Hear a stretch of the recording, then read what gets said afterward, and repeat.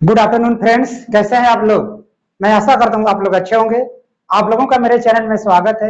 मैं आज आप लोगों को प्रीपोजिशन बताने जा रहा हूँ। प्रीपोजिशन क्या होता है। देखिए, प्रीपोजिशन हमारे ग्रामर के लिए और स्पोकन के लिए बहुत ही इंपॉर्टेंट है। Spoken so I am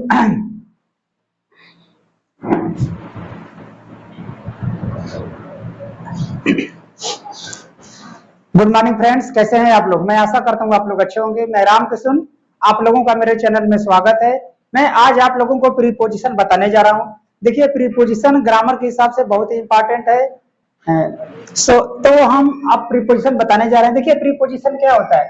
preposition, pre का अर्थ होता है पहले, प्री का अर्थ होता है पहले, पोजीशन का अर्थ होता है स्थान। यानी प्रीपोजिशन एक ऐसा शब्द है जो किसी नाउन या संज्ञा के पहले आ करके उस संज्ञा या सर्वनाम का किसी अन्य संज्ञा या सर्वनाम से संबंध बताता है।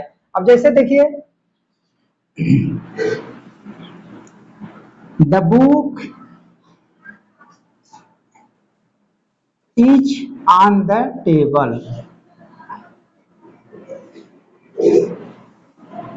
देखिए, the book is on the table, यहाँ पर देखिए ऑन प्रीपोजिशन है। ये ऑन, देखिए यह ऑन प्रीपोजिशन एक नाउन टेबल, नाउन से पहले आकर के इस संज्ञा का संबंध इस दूसरे बुक से संबंध बता रहा है। तो प्रीपोजिशन एक ऐसा शब्द है जो किसी संज्ञा या सर्वनाम के पहले आकर वह इसका दूसरे संज्ञा या सर्वनाम से संबंध बताता है। जैसे देखिए यहाँ पर ऑन, ऑन यहाँ पर नाउन टेबल्स के पहले आया है और यहाँ पर ये इस टेबल नाउन का, जो टेबल नाउन है इसका संबंध इस किताब से बता रहा है। तो प्रीपोजिशन का काम है किसी संज्ञा या सर्वनाम के पहले आ करके उस संज्ञा या सर्वनाम का दूसरे संज्ञा या सर्वनाम से संबंध बताना। तो देखिए यहाँ पर ऑन प्रीपोजिशन है। तो देखिए, मैं ऑन का पहला यूज बताने जा रहा हूं।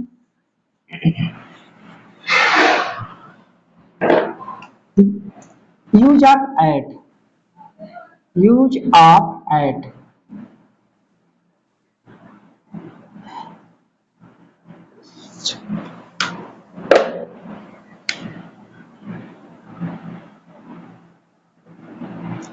देखिए, यूज ऑफ एट, एट का पहला प्रयोग है। एट का प्रयोग स्थान, छोटा स्थान बताने के लिए में का प्रयोग करते हैं। छोटे स्थान को बताने के लिए में के लिए एट का प्रयोग होता है। अब जैसे देखिए, वह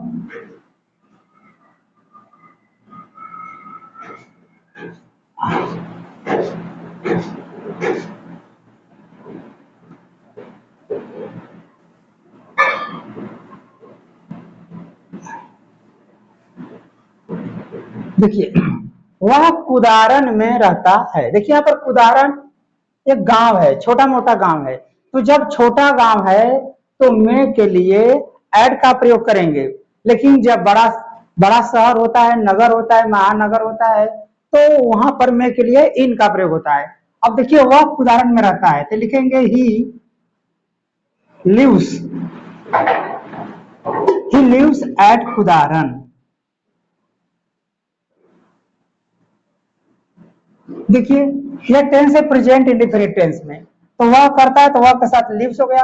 अब में के लिए आ गया एट, ही लिव्स कहाँ रहता है, कुदारन हो गया कुदारन। ही लिव्स एट कुदारन, वह कुदारन में रहता है। तो में का यहाँ पर जो में है इसके लिए एट का प्रयोग आया है। तो छोटे स्थानों को बताने के लिए में के लिए एट का प्रयोग होता है। और देखिए, प्रीपोजिशन किसी भी टेंस में आ सकता है, past tense, present tense, future tense, किसी भी टेंस में आ सकता है। एग्जाम्पल और देखते हैं। राधा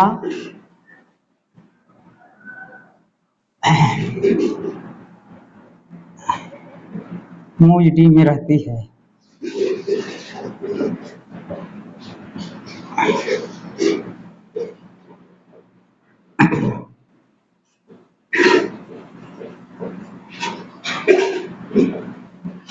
देखिए, राधा मूजडी में रहती है। यहाँ पर देखिए, राधा कहाँ रहती है, मूजडी एक गांव है, छोटा गांव है। जब किसी गांव का नाम होता है छोटे तो वहां पर में के लिए एड का प्रयोग करेंगे। तो राधा, अब देखिए रहती है वही टेंस है, प्रेजेंट इंडिफिनिट हो जाएगा। राधा लिव्स कहाँ रहती है? मूज डी में, तो में के लिए लिखेंगे एट मूज डी, मूज डी, इसके बाद फुल स्टॉप। मैं ऐसा करता हूँ आपको समझ में आ रहा होगा। आप लोग इसका स्क्रीनशॉट मान लीजिए, मैं इसका अगला नियम बताने जा रहा हूँ।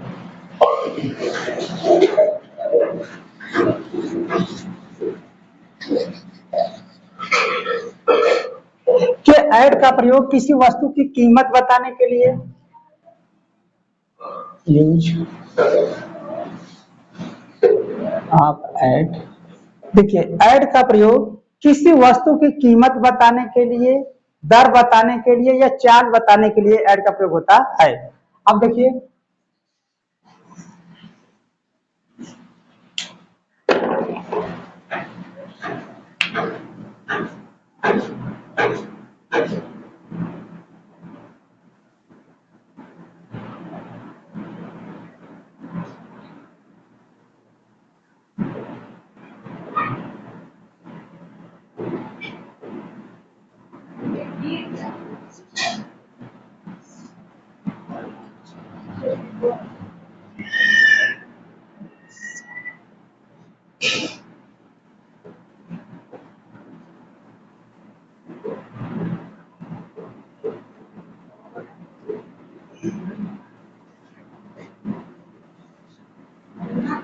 देखिए सेब, सेब 100 रुपए किलो बिकता है। यहाँ पर देखिए सेब का कीमत बताया जा रहा है। ये देखिए डायरेक्ट पैसिव वॉइस है। सेब 100 रुपए किलो बिकता है या बेचा जाता है। सेब 100 रुपए किलो बिकता है। देखिए सेब अपने आप नहीं बेचा जाएगा या किसी व्यक्ति के द्वारा बेचा जाता है, डायरेक्ट पैसिव वॉइस। तो देखिए किसी वस्तु को जब हमें कीमत बताना होता है तो वहां पर हम ऐड का प्रयोग करते हैं। तो यहाँ लिखेंगे apples, apples are sold, apples are sold. देखिए सेब बिकता है या बेचा जाता है। Apples are sold at RS 100 rupees per KG, per KG. देखिए apples are sold at ₹100 per KG, यानी सेब 100 रुपए किलो बेचा जाता है।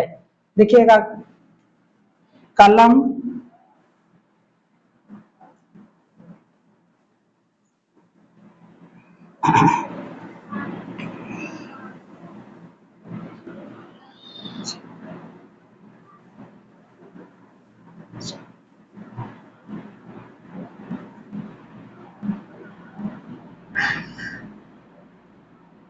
देखिए कलम 10 रुपए में बेचा जाता है। यहाँ देखिए कलम का दाम बताया जा रहा है, तो लिखेंगे पेन इज सोल्ड। देखिए डायरेक्ट पैसिव वॉइस है। पेन इज सोल्ड, क्रिया की थर्ड फॉर्म। यहाँ पर भी देखिए क्रिया की थर्ड फॉर्म, ये दोनों टेंस का पैसिव वॉइस है, डायरेक्ट पैसिव वॉइस है। पेन इज सोल्ड एट, देखिए कितने रुपए में बेचा? 10 रुपए में, तो लिखेंगे एट RS 10, या ऐसे लिख देते हैं 10 रुपीज पर पीस, पर पीस, PIEC। पेन 10 रुपए में बेचा जाता है। पेन इज सोल्ड एट ₹10 पर पीस। यहाँ पर भी ऐसे लिख देंगे 100 पर रुपीज, या यही सही है 100 रुपीज। इस तरह से इसकी अंग्रेजी बनेगी। मैं आशा करता हूँ आपके समझ में आ रहा होगा। आप लोग इसका स्क्रीनशॉट मार लीजिए। यहाँ पर 100 रहेगा, ₹100।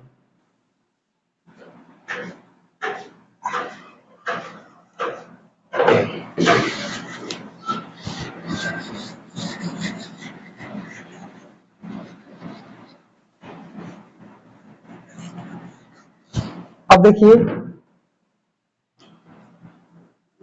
बस,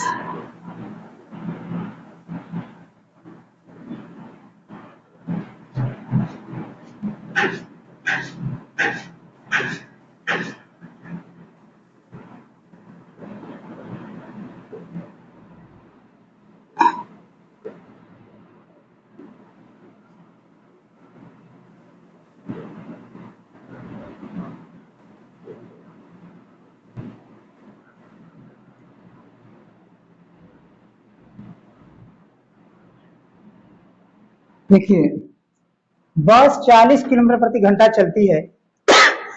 देखिए जब किसी वस्तु का हमें दर बताना होता है, उसकी चाल बताना होता है, दर बताना होता है, जब किसी वस्तु का हमें चाल बताना होता है तो वहां पर हम एट का प्रयोग करते हैं। देखिए बस 40 किलोमीटर प्रति घंटा चलती है, तो यहाँ लिखेंगे बस, द बस रन्स या मूव्स, द बस रन्स। देखिए बस चलती है कितना, द बस रन्स, अब चलती 40 किलोमीटर प्रति घंटा, तो लिखेंगे the bus runs at 40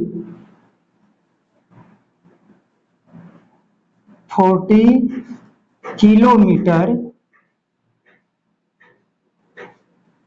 per hour,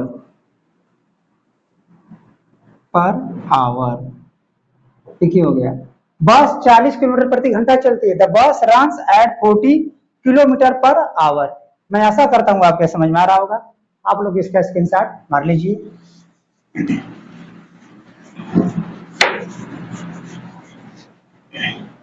देखिए अगला नियम है एड का, समय बताने के लिए एड का प्रयोग होता है, समय को बताने के लिए एड का प्रयोग करते हैं।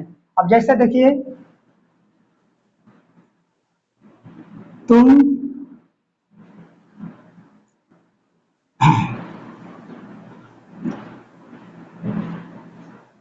4 बजे क्रिकेट खेलते हो।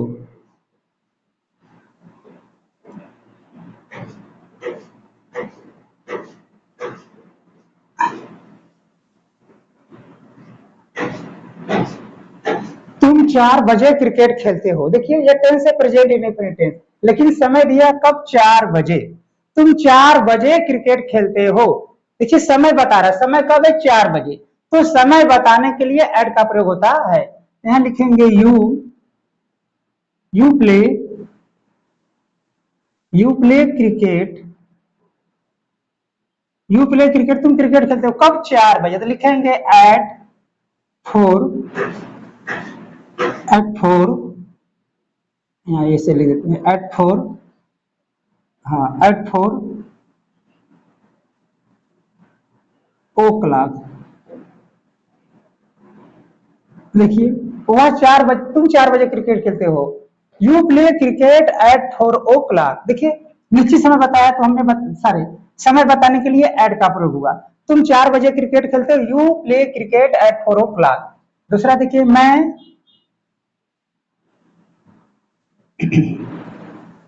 2 बजे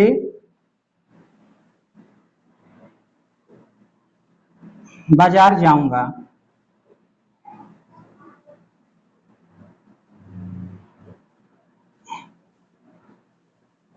देखिए मैं 2 बजे बाजार जाऊंगा, देखिए फ्यूचर टेंस है तो जाएगा आई शैल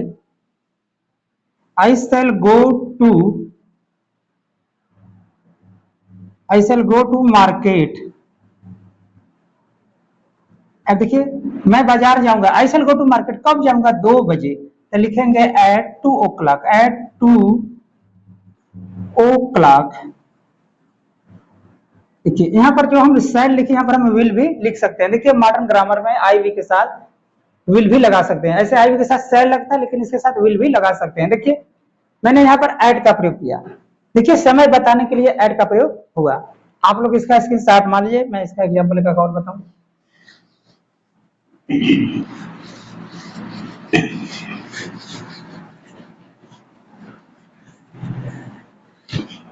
देखिए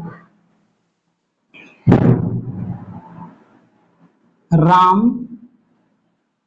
होली पर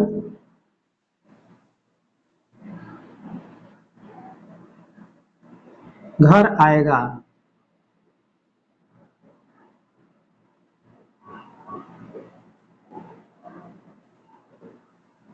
देखिए राम होली पर घर आएगा, देखिए यहाँ पर क्या, होली पर भी क्या, देखिए समय है, राम घर कब आएगा, होली पर आएगा। होली क्या बता रहा है, समय, कोई त्योहार जैसे होली, राम होली पर आएगा, दीपावली पर आएगा या किसी और त्योहार पर आएगा, तो समय बता रहा है। होली, राम कब आएगा, होली पर।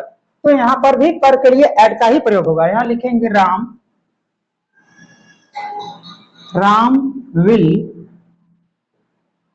विल कम, कब आएगा, होली पर, एट होली। मैं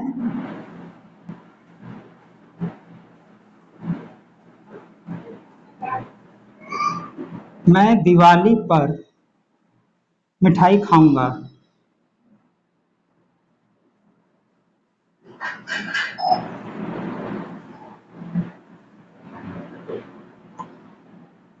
देखिए मैं दिवाली पर मिठाई खाऊंगा तो क्या हो जाएगा, आई विल। देखिए आई के साथ हम विल भी लगा सकते हैं, शैल भी लगा सकते हैं। I will eat sweets. I will sweets, मैं मिठाई खाऊंगा। आई विल ईट स्वीट्स कब खाऊंगा, दिवाली पर। तो लिखेंगे एट दिवाली, एट दिवाली। देखिए इस तरह से इसकी अंग्रेजी बनेगी। मैं ऐसा करता हूँ, आपको समझ में आ रहा होगा। आप लोग स्क्रीन शॉट मान लीजिए, मैं इसका क्या नियम और बता दूं।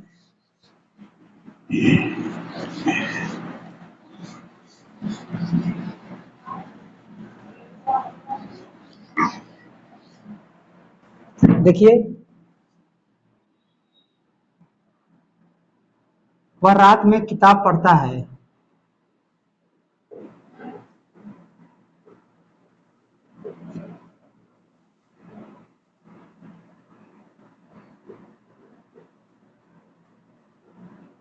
वह रात में किताब पढ़ता है। देखिए रात में, रात क्या है, समय बता रहा है। वह कब किताब पढ़ता है, रात में। समय बताने के लिए एट का प्रयोग। तो लिखेंगे ही पढ़ता है, ही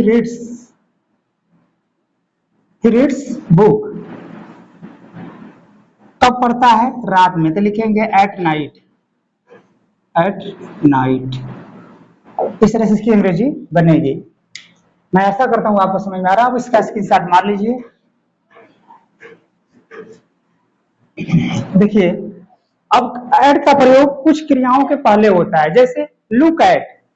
तो लुक, देखिए लुक एट यानी जब किसी को हम कुछ दिखाते हैं तो लुक का प्रयोग करते हैं। जैसे दरवाजा देखो, विद्यालय देखो, बगीचा देखो, या कुछ चीज दिखाना होता है तो हम लुक का प्रयोग करते हैं।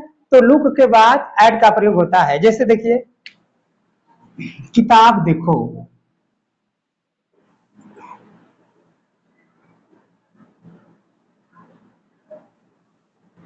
किताब देखो। देखिए यह है इंपरेटिव सेंटेंस। इंपरेटिव सेंटेंस में सबसे पहले हम क्रिया लिखते हैं, उसके बाद ऑब्जेक्ट। तो इसमें देखिए क्या क्रिया, देखो। तो यहाँ पर लिखेंगे, देखेंगे लुक, लुक। अब क्या देखो, किताब, look at book, look at book, look at book. यानी जब हमें किसी को कुछ दिखाना होता है तो लुक का प्रयोग करते हैं। जब हम कोई चीज स्वयं देखना चाहते हैं तो वॉच का प्रयोग करते हैं। जब कोई चीज को हम अचानक देखते हैं तो उसके लिए सी का प्रयोग होता है। तो जब हम किसी को दिखाते हैं तो लुक का प्रयोग करेंगे, look at door, look at book. किताब देखो, दरवाजा देखो, लुक एट डोर। बगीचा देखो, लुक एट गार्डन। फूल देखो, लुक एट फ्लावर। इस तरह से इसकी अंग्रेजी बनेगी। अब देखिए उसने दीवार पर मारा, तो क्या लिखेंगे, उसने दीवार पर मारा।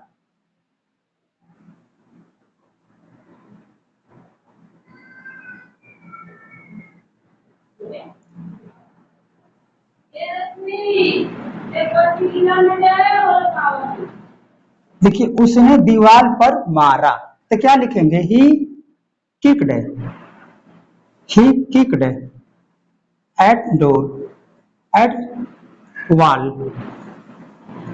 देखिए ही किक्ड, देखिए टेंस पास्ट टेंस में है तो ही किक माने देखिए लात से मारना होता है। जैसे उसने दीवार पर लात से मारा तो ही किक्ड, किक्ड एट वॉल, उसने दीवार पर मारा।